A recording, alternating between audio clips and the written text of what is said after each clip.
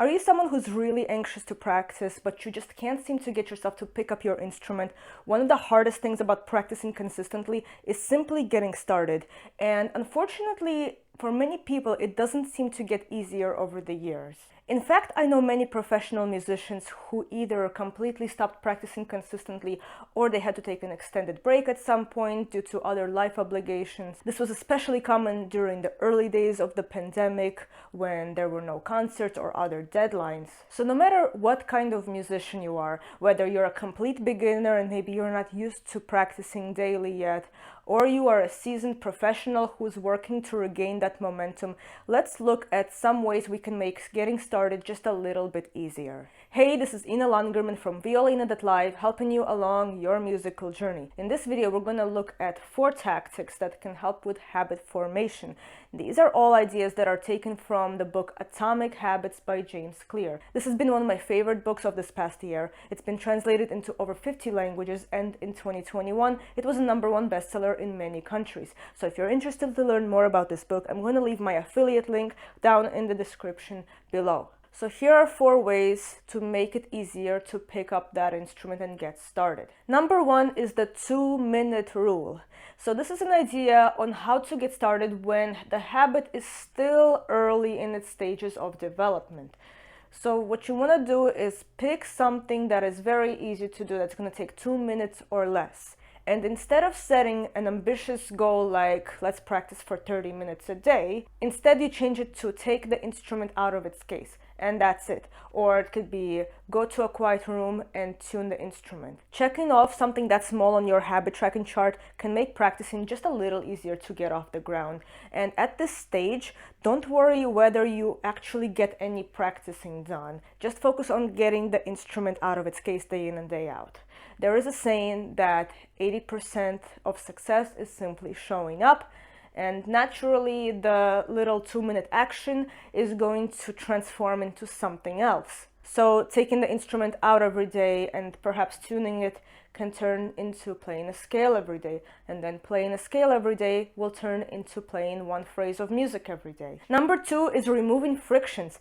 Another way to make it easier to get started is to remove frictions, and these are things that are going to want to stop you in your attempt. One thing that makes practicing more difficult to start is the fact that we need to set up the space. So for that reason, I always encourage folks to set up their practice space in advance if they can. This means that the night before, take the music off your shelf, put it on or near the music stand. And if you're reading from a tablet or an iPad, have the music file in the app, in Fourscore or Mobile Sheets or whatever you're using, have it ready to go. If it works for your situation, you might want to leave the instrument already in the practice space, perhaps with the case unzipped, or even leaving the instrument out of its case if it is safe to do so. Now, if you're someone who can't prepare the space in advance, let's say you're practicing in your music school's practice room, what you can do is get some of that mental friction out of the way by taking the music out before you get to the practice room and start conducting or singing the beginning of the music while you're on your way to practicing. And of course, this can pass for the 2-minute rule habit. Number 3, if you've made it this far in the video and you're getting some value out of it, please give me a quick thumbs up down below to support this channel. Now what you can do is something that James Clear refers to as habit stacking. Habit stacking consists of multiple actions that you do in succession, one right after another. It's usually something very simple but also very specific. And in this case, one event triggers the next. So here's an example. After lunch at 1 p.m., I'll take my music out. After I take my music out, I'll go to the practice room. Once I get to the practice room, I'm going to take the instrument out of its case. Once I take the instrument out, I'm going to tune. After I tune, I'll play a scale. What we just did is not only create a small chain of events, but we set a clear intent about the time and location by being very specific. So habit stacking creates very clear cues to implement the actions. Number 4 is to prime your environment. Now, I'm going to leave out the part where I tell you guys to find a nice, quiet space to practice. Because as a city girl, I know that for many people this is not always possible. And especially if you are living with kids or pets, loud neighbors, loud cars outside, things like that. There is only so much within our control, which is what we should really be focusing on.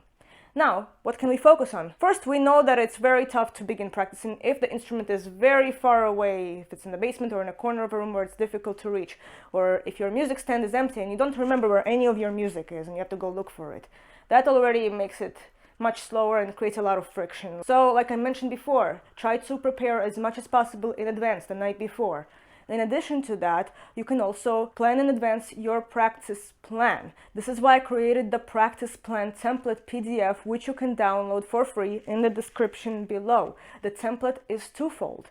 In the front, you write down your intentions for the following day. On the back, you make a self-reflection after practicing and you jot down some notes on what you plan to do the following day. Put the next day's plan on the music stand so that it's easy to pick things up where you left off, and thus the process is going to recycle day in and day out. Another idea to prime your environment is to create a playlist either on YouTube or on Spotify and have it ready on your device so that the next day you can press play and start listening to it while you are getting ready to practice. This is going to prime you to study the score a little bit before and also get the music in your mind, so it's going to help you prepare mentally. And because your music, your practice plan, and your pencil are already probably on the music stand, it will be a lot easier to get started and jot down ideas as you go. Another important thing that you can do, which I definitely recommend, is to turn off those notifications. I don't even want to think about how many hours I've wasted thanks to all the distractions from modern technology. Imagine you're feeling great, you got the music in your head, and you know exactly how you want that first sound to come out of your instrument. Your bow is almost on the string, you breathe, and that can ruin an entire practice session before it even starts. Here's a bonus tip for those of you who've made it this far. Thank you for watching. You can leave obvious cues for yourself. For example, let's say you decide to build a habit of playing long tones for 5 minutes every morning, and nothing more than that. One thing you can do is when you go to bed, put a post-it note on the screen of your phone that says long tones for 5 minutes. And once you wake up, you cannot take the post-it off the screen of your phone until you've completed the task. Now, if you forget to do a habit for whatever reason, don't beat yourself up over it, but hop back on immediately or as soon as it is safe to do so. If you decide to reward yourself for completing a habit for the day, just be sure that that reward is in line with your identity-based intention and personal values. The concept of identity-based goals are really important to understand for creating a sustainable habit, and I talk all about it in this video right over here. Thank you so much for watching, and if you found this video helpful, please share it with a friend or a colleague. Download your free practice plan template PDF in the description below and sign up for my bi-monthly newsletter. Happy practicing!